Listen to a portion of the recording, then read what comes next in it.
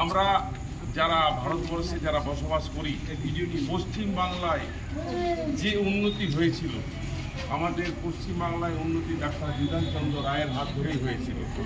আমরা আজকে আমাদের রোটারি ক্লাব দুর্গাপুর সেন্ট্রালের পক্ষ থেকে আজকে আমরা এমন একটা জায়গায় উপস্থিত হয়েছি যে কাজে আপনাদের যারা আছেন এখানে জড়িত আছেন তাদেরকে সাধুবাদ না জানিয়ে আমাদের উপায় নেই।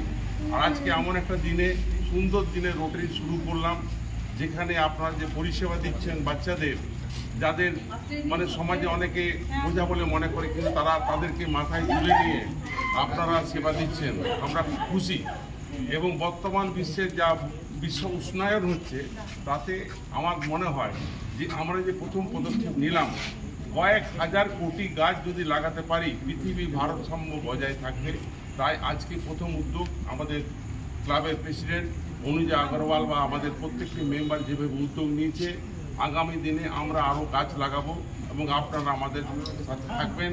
এবং এই যে কচিকাঁচা বাচ্চাগুলো যে সুন্দরভাবে আমাদের সঙ্গে সহযোগিতা করলো, বা কর্তৃপক্ষ যেভাবে সহযোগিতা করলো, তাদেরকে ধন্যবাদ দিয়ে ছোট করবো না। তাদের উদ্যোগ, তাদের মানে অক্লান্ত প্রচেষ্টায় আজকে এতগুলো ছেলে মেয়ের মুখে হাসি ফুটে, তাদের সবাইকে ধন্যবাদ জানিয়ে আমাদের উপস্থিত যেসব আমাদের রোটারি ক্লাবের মেম্বাররা এসছেন, প্রত্যেককে সাধুবাদ জানিয়ে আমার ছোট্ট বক্তব্য শেষ করছি। ধন্যবাদ।